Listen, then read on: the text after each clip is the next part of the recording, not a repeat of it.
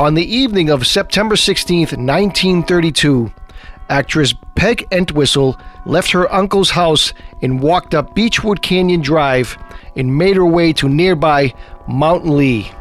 When she arrived, she began to climb up the rigid mountain to her final destination, the HollywoodLand sign. It was there she found a wooden ladder behind the sign. She then proceeded to climb her way to the top of the letter H and leaped to her death.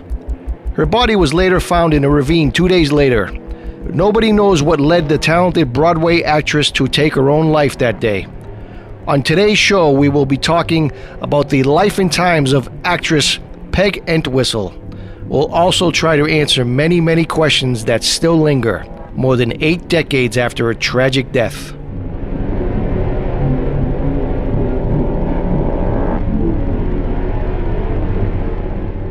All right, my guest today, author James Zeruk Jr., has written a fascinating book called Peg Entwhistle and the Hollywood Sign Suicide, a biography. In it, he describes Broadway actress Peg Entwhistle's life, career, and tragic death 8 decades, even 8 decades after her death. I'm thrilled to have him on the show this afternoon. James Zeruk. James, first of all, thank you so much for taking the time. Hi, good afternoon, Michael. Thank you very much for having me. James, first of all, I mean, this happened so many decades ago. What led you to write a biography about Peg Entwhistle? Well, let's see. It was about sometime in about 2006. I had been working on a novel that never got published, but it was a story about all the things I loved and hated about old Hollywood. I grew up with a mother who was a great fan of all the old great films and the stars. Oh, I love it. Oh, sure. That's me. That's me.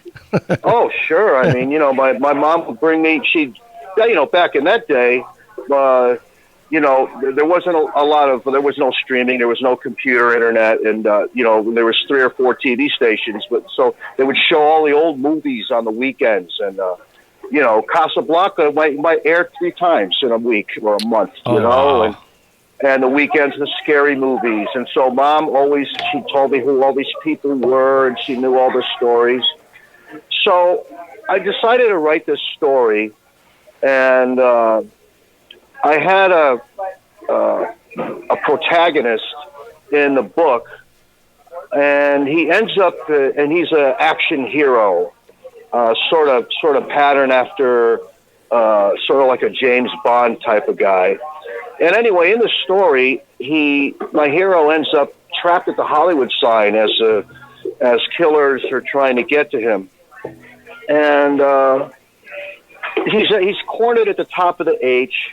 And at the same time, there's a brush fire going on. There's a hungry grizzly bear on the loose who's trying to attack him. And a transgender person, dressed like Jean Harlow, is planted an atomic bomb somewhere near the Hollywood sign. Yeah, as I said, it never got published. Yeah, I was going to say that. Yeah. So anyway, to get my hero off the Hollywood sign, I thought using a helicopter. The book had become so ridiculous and off the cuff that having a helicopter swoop in and pick him up with a ladder, sort of like an Arnold Schwarzenegger scene, wasn't going to work. So I remembered back in the dim memory a story of an actress, and I had not yet known Peg Entwhistle's name, but I actually did read about her. My mother had a book years ago. It was a very scandalous book called Hollywood Babylon. Yes, very familiar with that. Yeah, Kenneth Anger's famous scandal tome. And I remember there was a photo of a topless model in there that he had misidentified, as I prove in my book. But he misidentified Peg Entwhistle. But what he had said was this was the girl who jumped off the Hollywood sign. And, of course, back then it was actually the HollywoodLand sign is what it read. Right. And so I thought, and I heard rumors over the years that, the sign, isn't it haunted by the actress who jumped to her death off the sign? And there were stories and rumors, and tour guides would talk about it. Apparently, allegedly a park ranger had reported seeing a woman dressed in 1930s clothing her specter swooping around the sign. And it's a L.A. County Park Ranger actually reported this. So I thought, well, wouldn't it be cool if I had this ghost of this actress come and help my hero get off the Hollywood sign, since she's hanging around there anyway. And so, but I didn't know her name, so with the magic of the internet, I keyworded Hollywood sign suicide. And up popped very little information, but just the basics on this young actress, 24 years old at the time, who jumped off the sign in 1932. And then I started reading a lot of these things that didn't make sense, because a lot of the information, it was very little. There was very few paragraphs on her Wikipedia page. There were no websites. There had been no book written about her. What year was this? What year was this, James? Any idea? When Peg died, or when I began? No, when you started, when you first started out. This was about 2006 or 7. Okay. Right around in there. And what happened was, I knew a lot about the theater guild. My mother had friends who had done stage work in Broadway in New York. And another thing, we used to go to plays. My first play I ever went to go see was Born Yesterday, which became the very famous film with Judy Holliday, of course, and William Holden. Loved Judy Holliday. Loved her. Oh, yeah. My she won goodness. the Academy Award for that role. And she was so adorable in it. Died so young. And, yeah. So I knew something about the Theater Guild, the very prestigious organization in New York that handpicks, they recruit their own thespians. And I saw where Peg Entwhistle was usually mentioned as having been a member and a graduate of the Theater Guild School. And I thought, those women and the men, they were very, very, very reserved, very conservative actors in moral, in morality. And, they were never, I knew that they were not allowed to go out and just have drunkenness, and the women shouldn't smoke in public. And, they were almost puritanical about it. But it was the most prestigious theater company in the world at the time. And here's young Peg Entwistle, and she's a member of this at 17 years old. Right. And then you have people like other authors. I'm not going to name authors. My mentor, Eve Golden, has cautioned me about saying bad things about any other authors that I happen to disagree with. But there was a lot of authors who wrote books about old Hollywood, books about the scandals, books about the mysteries and the murders and the mayhem of the Golden Age. And in nearly 300 books, I found Peg Entwistle mentioned over all the years. But it was always just this couple of sentences, and it was usually with an almost insulting description of her death, taking a header or taking a swan dive. Right. And I thought it was, and then they usually accompanied it with a night of cocaine and booze-fueled orgies, before her, and she was, tossed aside by RKO because she wasn't good enough, and they talked about her struggles to come out, and she wanted to be a famous movie star. None of these things that I was reading, I couldn't. They just didn't jive with her being a member at so young of the New York Theater Guild. So I started digging around some more. And then I started piecing together parts and bits of her life by actually reading microfilm pages, one at a time, of the New York Times and the Los Angeles Times, and old theater books. I'd go to library archives, and I'd dig out old dusty volumes of indexes and theater guild books, and I looked for anything I could find about Peg, and it was a very tedious process.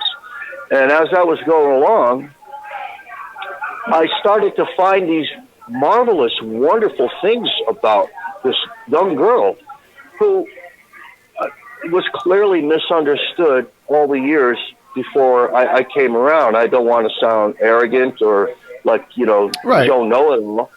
But I can tell you, and I mentioned this often that when I finally eventually tracked down her surviving brother, Milton Entwistle, living in Santa Cruz while I was a research consultant for filmmaker Hope Anderson, who lives in Beachwood Canyon, home to the Hollywood sign. Hope Anderson had done a documentary about Beachwood Canyon and how it came to be, and the name of the documentary I called Under the Hollywood Sign. So while I was working with Ms. Anderson on this project, she said, wouldn't it be great if we could track down Milton Entwistle or some other relative of Peg? And I was able to find her brother, a surviving brother. He was 93 at the time. And he invited me to his home. And when I told him what I was doing and who I was working with. And so along with all my own research, he contributed a lot of letters, a family diary, mentioning Peg, documents, legal documents, things about her birth and her travels. And her, correct me if I'm wrong. Me if I'm wrong, James. When you went to his house, did he say to you, "I have like 75 years of, stuff in my garage. You're more than welcome to look through it." Yes, it's pretty much what he said. He said, wow. We've got. He says, I've got all these boxes. He wanted to send us all the boxes. Oh, wow. And I said, no, God forbid something should happen to these things. They get lost, there's a truck turns over on the freeway and the fire burns it off. No, why don't we go up there? So I went up to his house. He was living in Santa Cruz at the time. He passed away 2 years ago, by the way. Yeah, but he made it to 101. Did he really? Wow, God bless him. Yes, he did. Wow. And he was a marvelous, wonderful man, and he had great stories. And then he introduced me to Peg's cousin, Helen. And Peg's cousin, Helen, was 19 years old at the time, and she was with Peg on the very last day of Peg's life.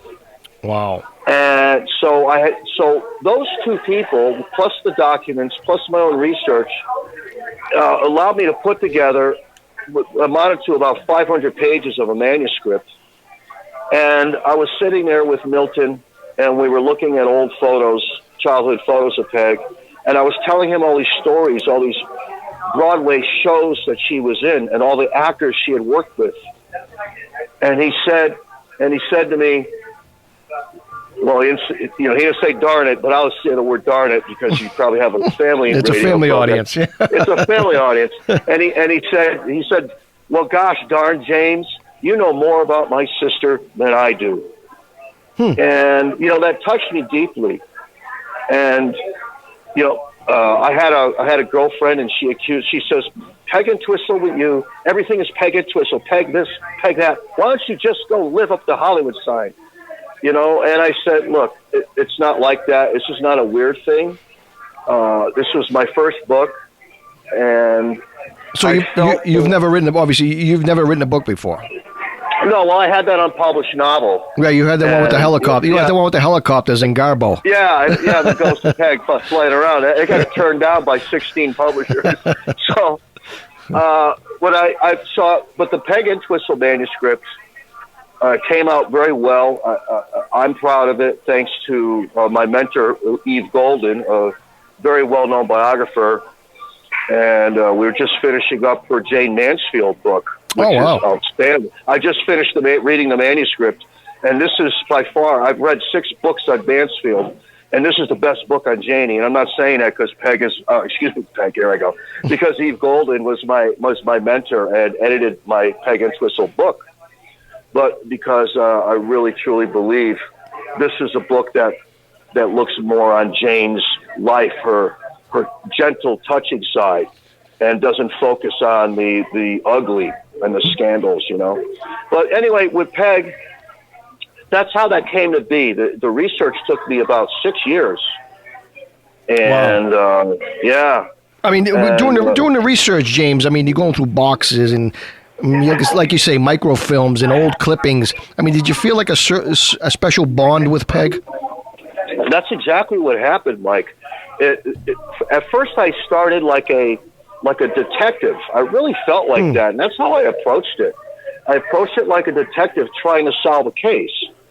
Now, there was no doubt in my mind that her death was indeed a suicide, and I do cover that extensively in my book. But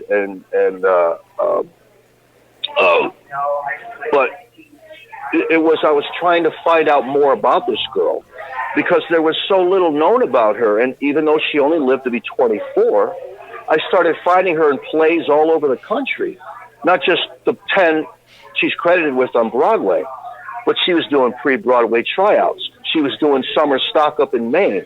She was doing tours with the Theater Guild. And she was big in Boston as well, which where we are. Exactly. She was the toast of the Common, and the boys at the Harvard Crimson just adored her.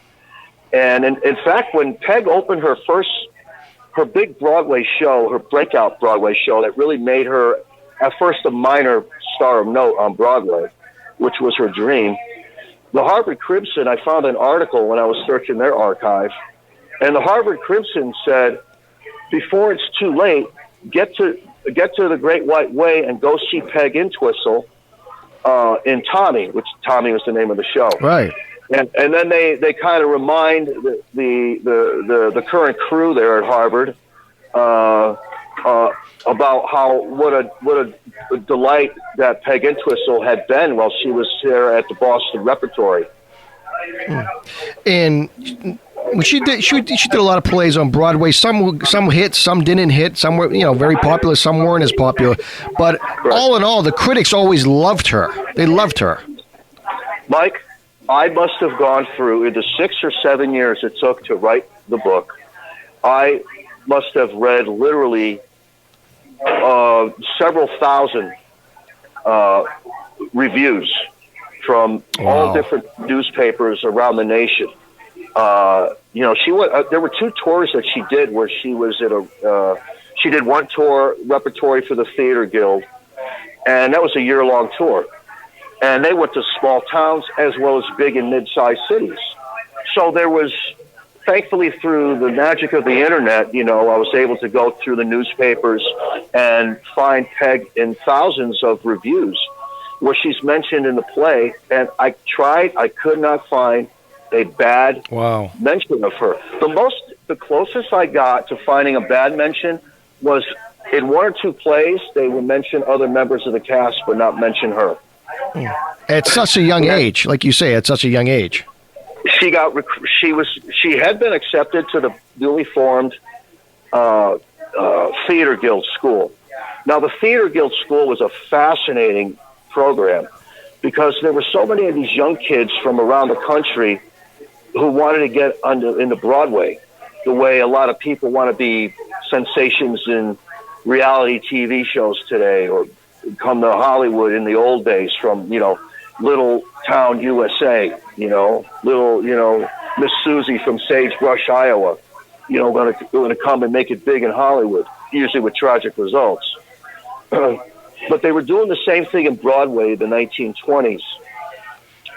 So they formed this graduate school, which was very much run like one of the TV shows we see today, like America's Got Talent, where you have about 30 or 40 people, and then they get whittled down by a panel of judges until you get to the final couple, 3, 4, and then the winner.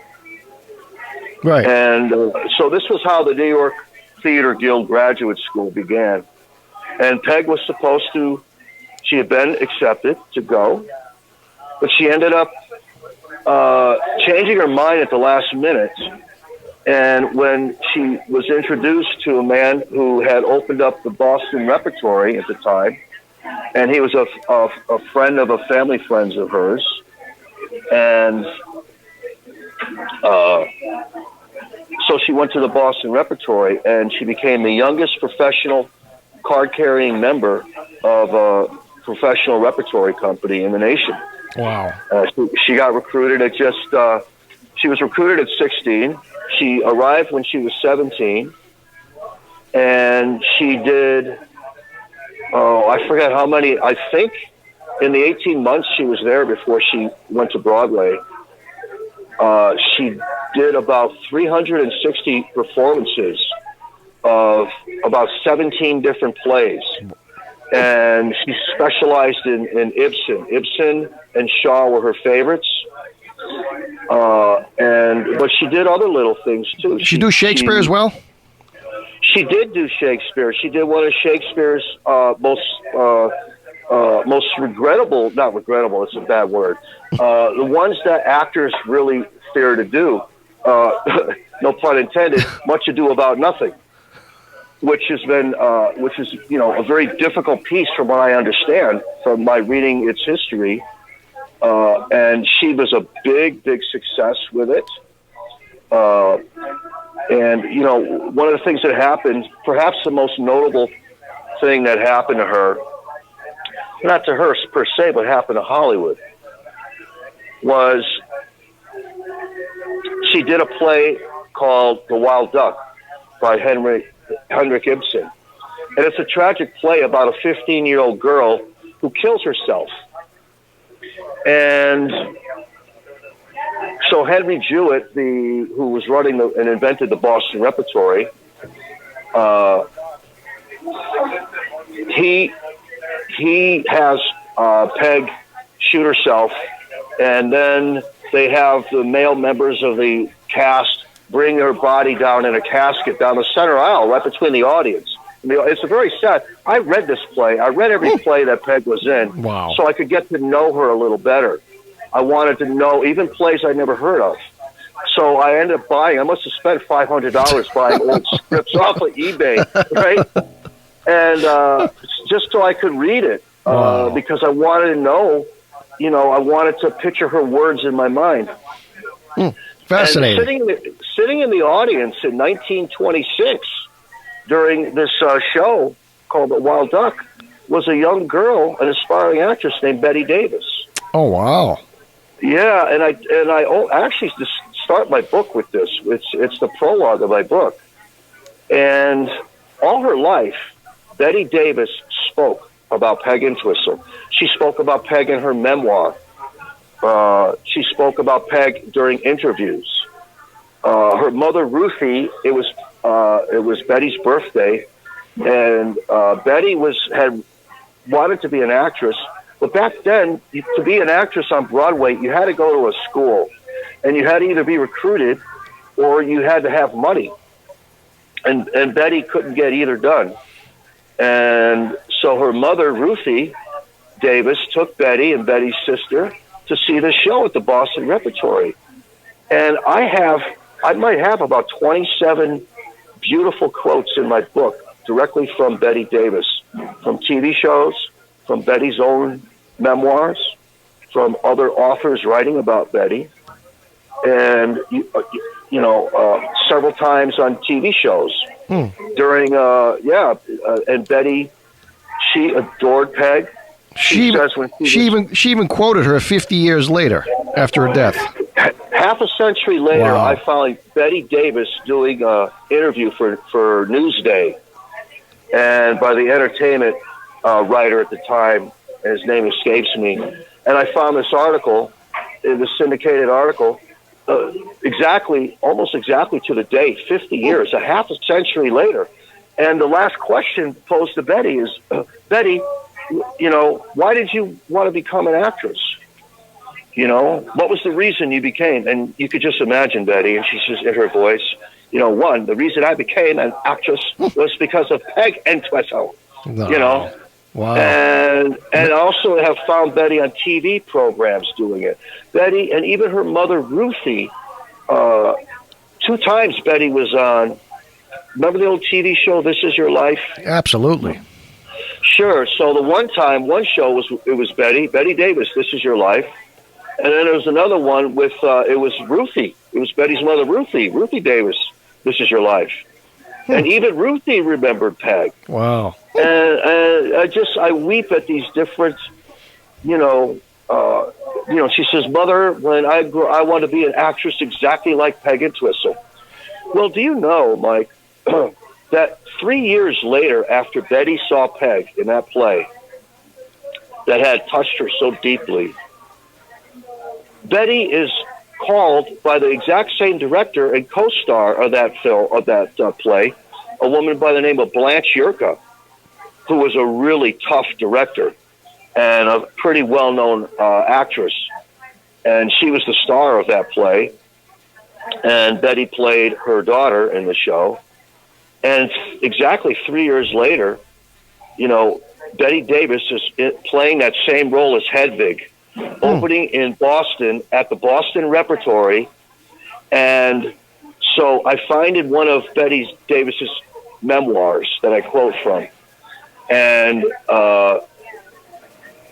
Betty reminisces about being in the dressing room that opening night 3 years later, and it's a full house at the Boston Repertory. She's going to play Hedwig, and with the same actress and director Peg had in Peg's role. And what could Betty think of? All Betty thought of 2 minutes before curtain while you guys yelling, you know, stagehand, 2 minutes, 2 minutes. Here's Betty Davis reminiscing in her book all these years later. I hoped I could do for someone out there what Peg Entwistle had done for me. Wow. And, you know, when I read that, I actually started to weep. I just went, wow. What a touching tribute. Yeah, it really is. To Peg's legacy. And so that, you know, I was just really, I was proud of Peg. And when Peg's family didn't know this about Betty Davis. And I showed them all the documents that Betty Davis had mentioned Peg in. I showed them the radio interviews or the TV interviews.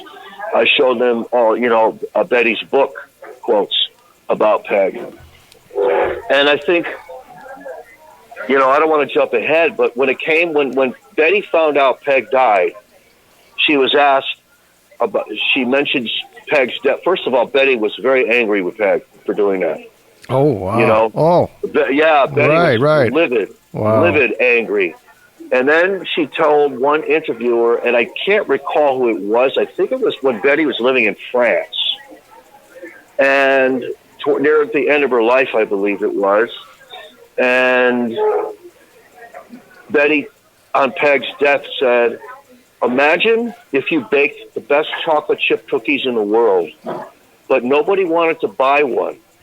That's what happened to Peg Entwistle, the young actress who had moved me and touched me and influenced me so much. That's a great analogy. James, I want to start talking about when she moves out to L.A. Correct me if I'm wrong. In May of 1932, she moves out to Hollywood. How does that happen? Well, did she go out there for fame and fortune, or was she just going out there for R&R? Well, first of all, the 1932 date is inaccurate. Okay.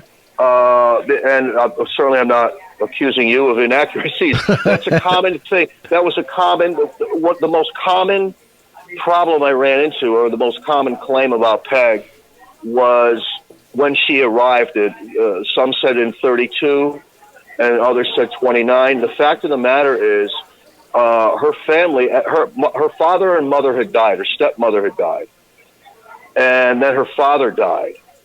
And so her father's brother and his wife, who were theater people, they were actors and they were theater managers. Her uncle, Charles Harold Entwistle, worked for Charles Frohman, who was the Steven Spielberg of the day, but for theater. You know, he was the most famous theatrical producer in the world. Wow. And at the time, he managed like 600 theaters around the world. You know, and he was the personal manager. He was managing Billy Burke, Ethel Barrymore, and so Peg's uncle became Billy Burke's publicist through Charles Frohman. And so Peg, she had the two little brothers, and in 1922, after Peg's father was killed across the street in New York City by a hit-and-run driver, Peg and her brothers, now they're orphans, and Peg does have a biological mother, but left in the will by the father, he specifically stated, my daughter, Peg Entwistle, Peg was 12 at the time, is not to be returned to my former wife. Wow. There was, nasty. She had, and it was signed by 7 attorneys. The last will. I actually had a copy of the will. The family had a copy. Yeah, he wasn't kidding. He wasn't kidding. No, he wasn't. And this was, by the way, this is a deathbed declaration of a man's last will and testament regarding his own daughter, and signed by 7 attorneys. And I'm looking at this copy, and I was going, "What did this woman do to this man?" And so, at any rate, Peg's younger brother, Bobby. Well, so Peg's uncle and aunt by marriage, beautiful woman named Jayne Ross, who herself was, one of the 19 Ted's actresses of theater, and so they adopt Peg and her 2 younger brothers. But Bobby has an ear infection, and he's going to die. He constantly has ear infections, and there's bacteria brewing in his skull, and it's going to kill him. And the doctors tell the family, you can't live in the East anymore. You need to go out west where it's a warmer, hotter, drier climate. So they had family who was living in Beachwood Canyon over here in Hollywood. And Beachwood Canyon is sort of the L.A. that nobody knows about unless you're going through to see the Hollywood sign. And it's a beautiful rustic community. It's very hot there, very dry heat, as they like to say. So they moved here back in 1922 and bought a house with the life insurance money left over from when the father died and some borrowed money. And they bought a beautiful home, which is still there, and it's on the tourist. Yeah, I've seen pictures of it. It's still on the tourist, and the poor family. They got all these people taking photos of themselves in front of the house.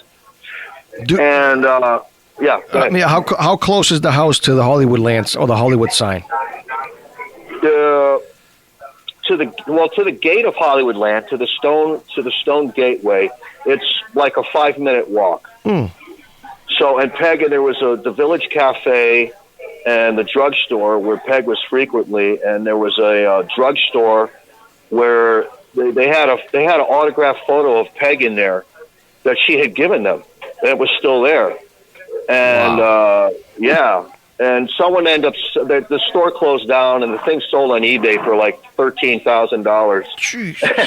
Yeah, it was the only known surviving photograph. Yeah, exactly. And I was like, darn, I wish I had it. At any rate. So, James, that's when they moved out in 1922. Okay. And so her return came, now she left in 25 to go to the Boston Repertory. And then she returned. She would come during off season for a vacation to spend a couple days or a couple weeks. And then she returned in 1929 as a stop during the Theater Guild tour. Now, her return in 1932 was not to go and become a movie star. Okay. Her return there in 1932 was because she was asked by 2 Hollywood producers and a playwright friend of hers from the Theater Guild, 2 guys named Belasco and Coran, this theatrical producing team. And in fact, the Belasco Theater is named after him. It's still there, isn't it? It's still there. It's still there. It's a very active theater. It has lots of great running shows there. Excellent. Yeah, you can go see all the big hit shows stop over there. So at the Belasco, they were doing a play called The Mad Hoax that Peg's friend Rodney Brent had penned, and they were going to do a pre-Broadway tryout for between 2 weeks and a month, depending on the reception there in Los Angeles here. Now the play starred, the headliner of the play was I have some brain flashlings.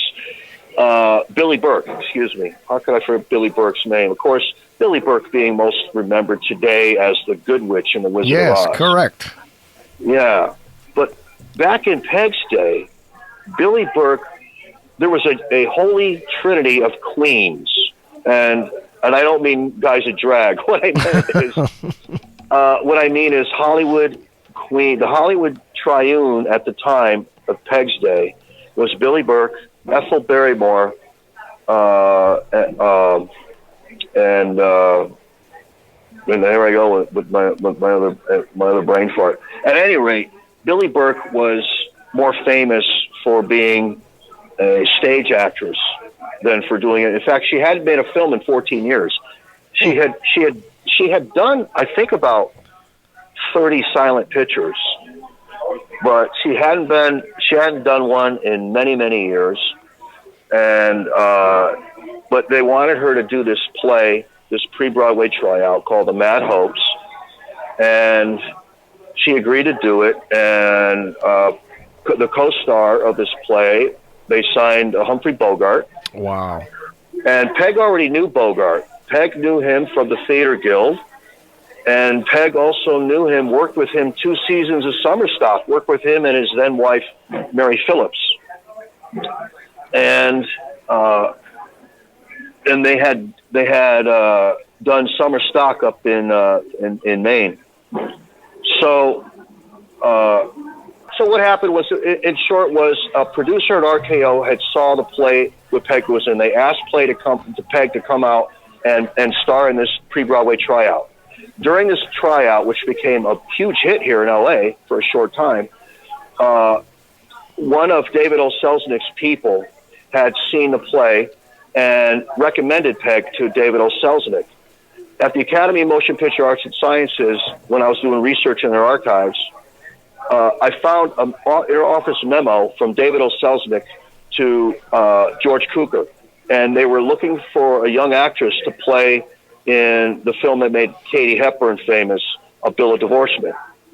And the memo says to Cukor, I hear great things about a young girl named Peggy Entwistle who's appearing with Billy Burke downtown. I suggest you call her for this role in Bill of Divorcement. And so that's how Peg ended up becoming, doing the one film. But so to cut it short, she didn't come out here to make a movie. Right. She was asked to come out to do a play, and then she was asked by RKO to appear in a film. Let's talk a little bit about 13 Women, if we can, real quick. Her role. Well, 13 Women, the original role, I found the original scripts here at UCLA, where I am right now. I'm not surprised. Yeah, and at the research library, I found the original shooting scripts, all the production reports, the payroll records. The original script is fantastic. The film was originally shot at 2 hours. It's only about 70 minutes today. Peg's original role was that of a woman who's married to a kind of a nice guy, but she's seduced by an older lesbian, and then she's hypnotized by Myrna Loy into murdering her husband. And the film's big stars, of course, were Myrna Loy and Irene Dunn, and it was an RKO. It was considered one of the first all-female ensemble pictures, and it was pre-code, but the people at the Hayes office, they got wind of this, and I found these letters from William Hayes's people at the Hayes office, and warning David O. Selznick. We just saw the script for this show, for this movie, and you better find another way for Peg Entwistle to kill her husband, other than having been seduced by a lesbian. Wow. You know? Yeah, I'm surprised they even went through, greenlit the project, to be honest with you, back then. Yeah, it was, there's no surviving complete print of it. You can buy the film as it's edited, and sadly, in the original, Peg opened the first 22 minutes of the film. As the film exists today, after they cut out the lesbian plot line, she only is in the show for the 12 minutes and only has a couple of lines. It's basically a cameo. Wow. And how did when did she find out about it, and what was her reaction? she was hurt. It broke her heart, and it was one of the rungs on her ladder up the Hollywood sign. It was, part of what her brother told me, and her cousin too, that Peg really believed it was the best acting she had ever done, and she was proud of that. And for them to butcher it because of the Hayes office, it just really devastated her when she saw the final print. And James, I want to get to September 16th, 1932. I want to try to retrace her time on that tragic night. Talk a little bit about that night, in your research, what you can tell my audience. Yeah, on the morning of that night, Peg always read the theatrical sections of the newspapers, and she read on that day in the the Los Angeles Times, that her now divorced husband, actor Robert Keith, who was the father of actor Brian Keith, from the family affair. Peg read. Not a nice guy. No, he ended up, in the end of his life, he turned his life around. And I think because he sobered up, he stopped drinking, and he became a family man. And he became very successful. And I think it was Peg's death that shook him up. I really believe that. I can't prove it. His family wouldn't return my calls. I think they were afraid of scandal. Robert Keith, you got in touch with his family? Yeah, I tried to. They wouldn't return my calls. Yeah. Oh, and for my audience out there, like James said, Brian Keith, the son was actor Brian Keith, famous for Family Affair and Hardcastle and McCormick. He played the judge. Sorry, go ahead. Right. Yeah. And Peg read in that day, because I found the articles, that her former husband, who was married to a new wife with a new dog, and he just sold some place to Booth Tarkington, and he was going to return to Broadway. And I know this had to crush Peg, and I knew this was probably one of the final straws. But she also got a letter. You see, Peg had gotten blacklisted from Broadway because when she agreed to do the film 13 Women, she broke a handshake promise to a producer in Broadway to star in The Mad Hopes when it opened on Broadway later. So instead, what she got starstruck, and so she did the film. And the producers of Broadway, they all know each other, and you don't stand these guys up. You didn't stand these guys up back then. You didn't cross a Broadway producer. And so she was blacklisted. She couldn't get any work. And then RKO let her go because of the Great Depression, and they were cutting costs. And Peg was not like one of their Myrna Loys or Irene Dunns, so they let her go. And she had no money, and it didn't occur to Peg to ever become a waitress or work at the makeup department at Macy's until she could get a gig, because she was an actress. It was in her DNA. And this broke her heart. And so her cousin Helen, who was with her that day, said Peg was cheerful, but she could tell that Peg wasn't really cheerful, that down inside she was hurting. She was brokenhearted, and she was dark, and she was brooding, but she was trying to hide it and mask it to her family. Later that evening, she told her family she was going out to a store to see some friends and I'll see some friends, have something to eat at the Beachwood Village Cafe, and then go to the store and get some books out of the library there. And they never saw her again. So she climbed up the mountain, and she was familiar with the territory, the terrain, because she used to play there with her brothers back in the years ago. She climbed up that sign like it was a jungle gym on a playground when they first built it, when she was a kid. She had a fascination with that. She watched it get built.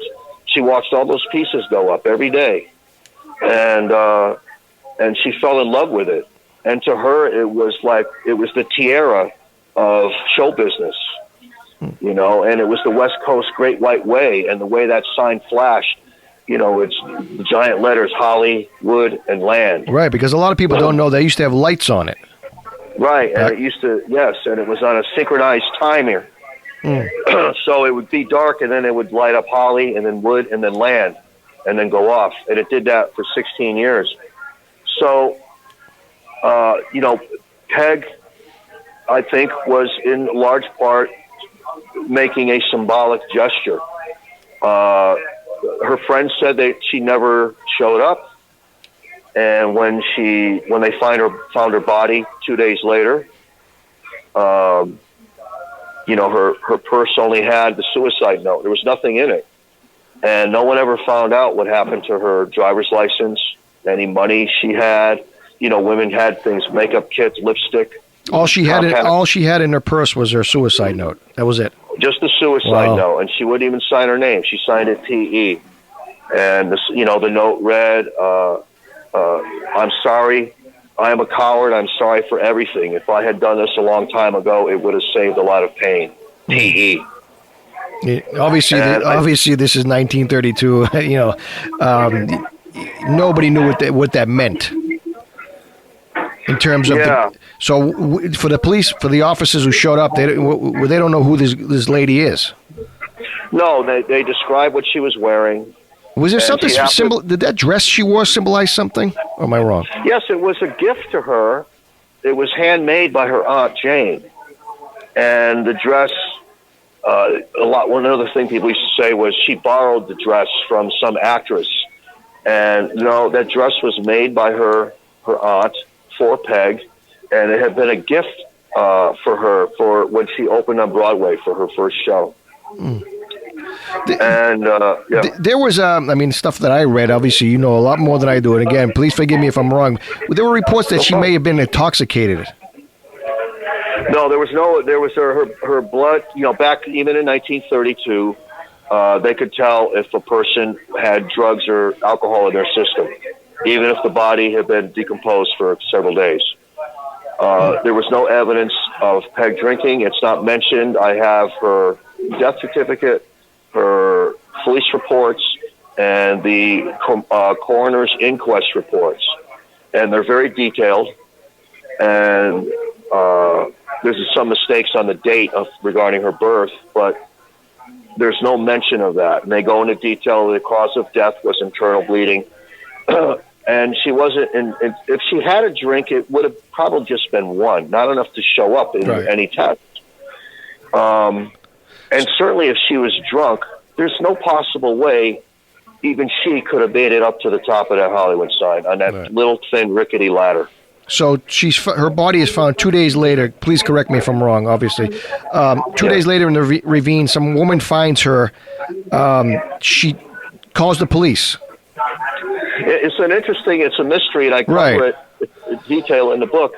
This woman who still remains anonymous, I never could find out who she was.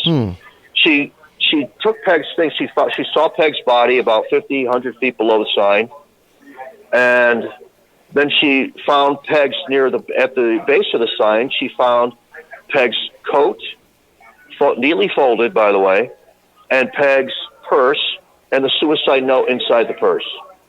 The woman took these to the nearby Hollywood station, downtown Hollywood, but instead of talking to anyone in the Hollywood station saying, "I found this woman's dead body and here's her stuff." Right. The woman just leaves it at the steps, disappears, and then the downtown Los Angeles station, 9 miles away in downtown LA at the headquarters, this woman calls them up and says, "I found the woman, blah, blah, blah, and I put all the stuff at the Hollywood station stairs." And then she hangs up before they could get her name. And it's a very mysterious thing. And what I believe was that this woman was either a famous actress or there were a lot of famous actors and actresses that Hollywood living there. And I believe she was either a famous actress or the wife of a famous Hollywood name, a producer or a director or an actor. Let me ask you, I'm sorry. Yeah. Let me ask you this, James. Why do you think she on the suicide note she put P.E. instead of her name? Well, together with the absence of all the personal effects that one normally would find in the purse of a woman, I've seen my mother's purse. I've seen my ex-wife's purse. There's like a million things in there, and Peg should have had makeup in there. Peg should have had, her driver's license, her house key. I believe that she discarded all those things, that she disassociated herself, that she wanted to, she was sort of like a method actor. And I think she was punishing herself. She was removing all of the things that made her a person, a human, a woman, an actress, Peg Entwistle. And that's why she only gave the initials and not her name. Why wouldn't she sign the note? Peg. Right. Or Peg Entwistle. Correct. Why just P.E.? And what happened to all these things? I believe she discarded them. And I believe to disassociate herself. So the police put the suicide note in the newspaper. Am I wrong? Correct? Yes, correct. It was in, it made like 11 different newspapers they had here at L.A. at the time. Excuse me. And late editions. And they described her. They didn't print the photo, but they described the dress and the shoes, which were at a unique boutique found in Beverly Hills, and the purse, which was from a unique boutique in Pasadena. And they described the color and the patterns of the dress. And, of course, when they said a young, attractive woman in her 20s, blonde hair, blue eyes,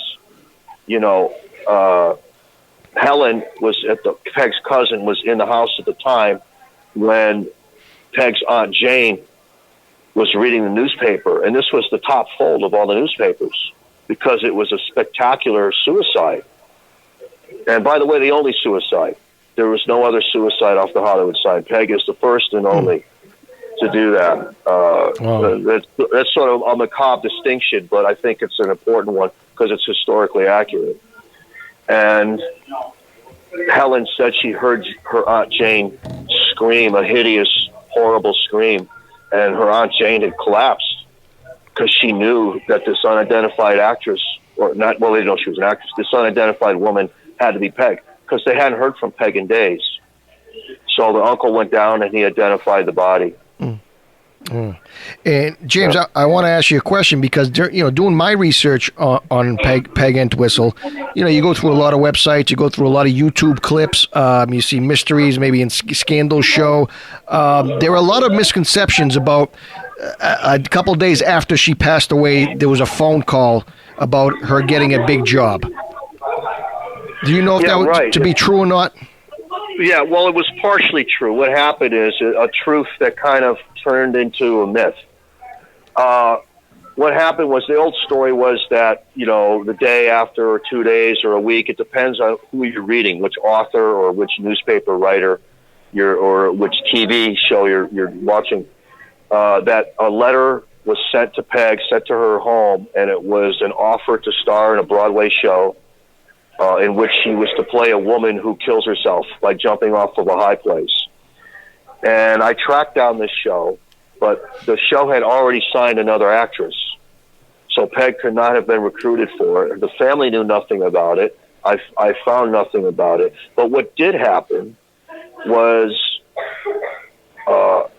2 weeks later, a letter came to Peg's house from RKO. And it was, they wanted Peg to come in to do a screen test for another movie. That I didn't track down the movie, but I found a document. They're saying that they sent a telegram, not a letter, but a telegram. Yeah, right. No, it wasn't an email, right? Wasn't an email? No, it wasn't. They didn't have an email in 32. Yeah, it was 1932's email. And so Peg's brother, Milton, told me that Peg's uncle, was livid, was angry, and called up RKO and let them have it.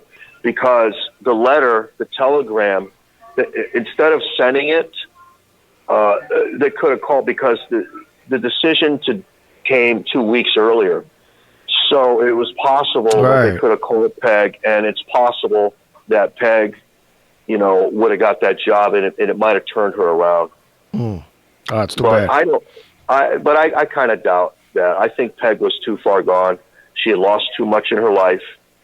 The thing closest in her heart to anything was the Great White Way.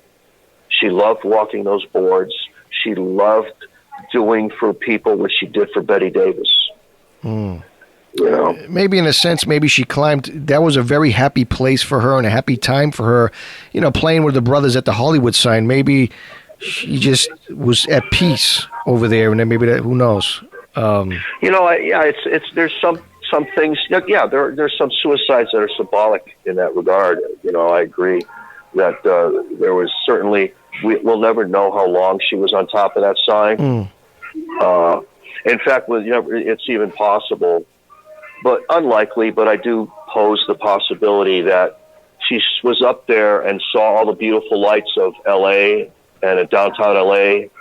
After sunset, and maybe changed her mind, and she possibly could have fallen while trying to get back down. Yeah, but that's unlikely. It's more than likely when you add everything together, because I detail it very much so in the book. And just all these rungs, I call it the rungs on her ladder up the top of the Hollywood sign. You know, the humility that she felt, that she got from her husband, losing, you know, having her film cut up, losing the role. There were some other personal problems at home. Yeah, getting blacklisted. Getting blacklisted, that was the one that crushed her the most. That probably pushed it over the edge. Yeah, now she could have found her way back to Broadway in time. They would have let her back, because a lot of blacklisted actors found their way back. You know? Years later, James, even to this day, who knows, maybe on Halloween night, the Hollywood police or the police station, the local police station, still gets calls that there's some type of entity up there. Somebody saw a vision. Correct. Yeah, that's absolutely true. You know, I've been invited on TV shows and to talk about these instances, and I knew one man who told me about the time he and his girlfriend, but now his wife, and another couple's friends of theirs saw something very odd. A woman matching Peg's description, kind of in a ghostly type figure. And this guy told me things about Peg that he couldn't know, because my book hadn't been released yet. And so, I mean, I can't explain those things. You know, I mean, I consider myself a spiritual person, and I'm open-minded. There's also that some people also said they smelled the smell of gardenias. They smell the gardenias. You know, when we did the documentary Under the Hollywood Sign with Hope Anderson, Ms. Anderson recruited a young woman who was a nurse. She wasn't an actress. Hope wanted to do a segment. It was a beautiful, touching segment called Peg Entwhistle's Last Walk. And it's about a 15-minute segment where this young woman who, she moved here from a small town, I think in Tennessee, to get a job at one of the hospitals here. She didn't come here to be an actress. But she answered an ad Hope Anderson put in to get a girl. Hope didn't want an actress. Hope wanted a naive young girl who didn't know anything about Peg. And it wasn't commonly known about the gardenias. And this girl said she never, and I believed her, she never heard of Peg Entwistle. She never heard of the suicide. And then one day, it took 2 weeks to film this these scenes up at the Hollywood sign. And the city granted the permits for 2 weeks up there. And one day, the girl's name is Kelly, and she's wearing clothes like Peg had, and she was wearing an old purse and the whole thing in a wig, and so she's pretending to be Peg. And she got very nauseous one day, and she sat down, she felt dizzy, and so Hope asked her, "What's wrong with you, Kelly?" And she says, "That smell is overwhelmingly nauseous." "What smell is that?" The gardenias. "How can you guys stand it?" And no one else could smell it. Wow. Because that was Peg's perfume. That was Peg's favorite perfume. This was confirmed by her brother. Wow. And by her aunt, and some mentions in a diary. And Peg, yeah. And oddly enough, gardenias do not grow on that hill. Well, they're in the area, but they're not at that time of the year. Right. Yeah. That's weird. And only Kelly could smell it. And then they told her, and everyone in Hope was telling me, I wasn't there on that day. But so there have been some strange things. Yeah, there's alarms going off at night. It's crazy. Yes. And, so we'll never know. I do nickname Peg the mistress, the Hollywood Sign's mistress. I like that. And, I like it. A lot of strange things. When they renovated the sign back in the 1970s, Betty Davis had the honor of turning the lights on. Oh, wow. Back when it was backlit. Of course, all the new letters didn't have the bulbs in them like the original sign. But until the current renovation, it's not lit up now except for special occasions. So Betty Davis was one of the but they had the entire new sign, the renovated new letters, covered in a giant shroud. And then Betty was supposed to hit a button, and the shroud would drop, mechanically. Right. To reveal the sign, just like a big show business opening, right? Yeah. And here you have Betty Davis. And what happened was a sudden, incredible windstorm kicked that no one expected.